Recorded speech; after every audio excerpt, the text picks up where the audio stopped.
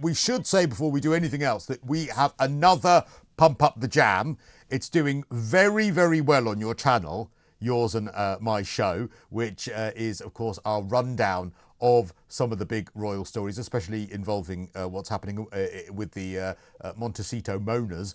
And we've got another episode on Tuesday, which is their big PR disasters, haven't we? Absolutely. That will be live around 11, I think 11 a.m. Los Angeles time. That's 7 p.m. your time, I believe. But one of the things that we mentioned in the last one that came out was Duchess dog biscuit. And that is, of course, Meghan deciding that the day of the Trooping with Colour, where, you know, the King was enjoying his official birthday celebrations and Princess Catherine, of course, reappeared, she sent her friend Nacho Figueras some new American Riviera Orchard products, one of which was now dog biscuits. Apparently now there is a huge backlash against Nacho for this and for posting this. Are you surprised by this? I'm not surprised by this. I'm surprised Nacho didn't know better. I'm surprised Nacho didn't think this out more thoroughly.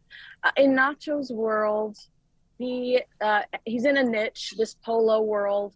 I think he has, he's impressed the people he needs to impress to stay relevant in that world. And I don't think he's worried about jeopardizing this really tight niche that he's in. But in the world of celebrity, he's on a bigger platform as a friend of Prince Harry's. And I do think he's jeopardizing the general celebrity brand that he could potentially have. I mean, he could potentially be a bigger star, but when he does something like this, which intentional or not, it looked like he was trying to overshadow the Princess of Wales. You're going to anger a lot of people.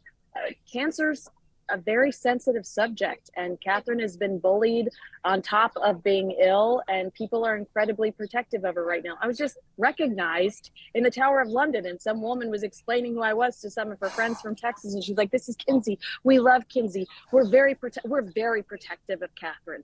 So it's like people are incredibly worried about the Princess of Wales. This is not the time for self-promotion. This is not the time for petty promotion.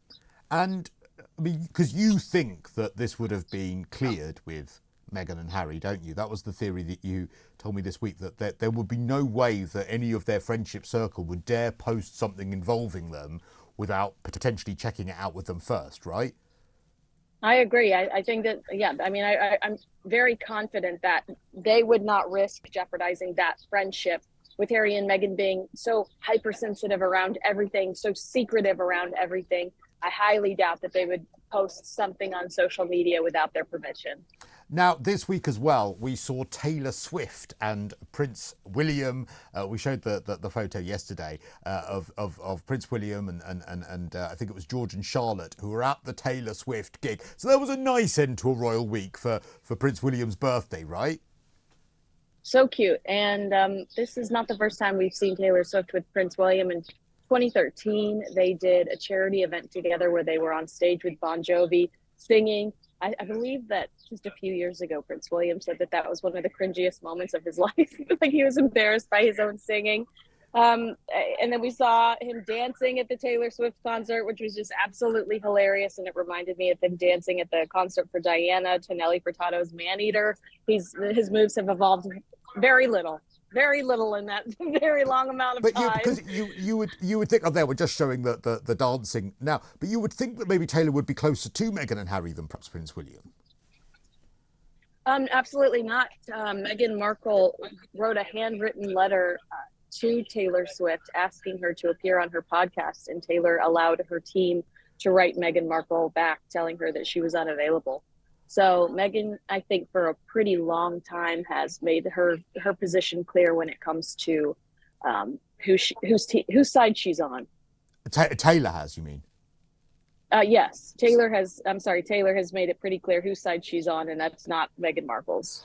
That's very, very interesting. Listen, really, really good to talk to you. Please try and leave the Tower of London before your flight. It's been so wonderful to have you in London. Thank you for our lunch the other day.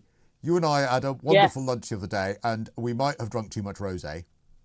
And Rosé all day. Rosé That's all what day. they're saying. That's what they're saying. Meghan Markle's next product is rosé. Is it? Yes. Oh that's well, what the Daily Mail's reporting that. We've got to do a taste testing next time that you're in London, and we do another pump up the jam. But listen, really good to talk to you, Kinsey. As always, lots of love, and I'll see you for the next podcast, which is going to be next week. Kinsey's Right Royal Roundup.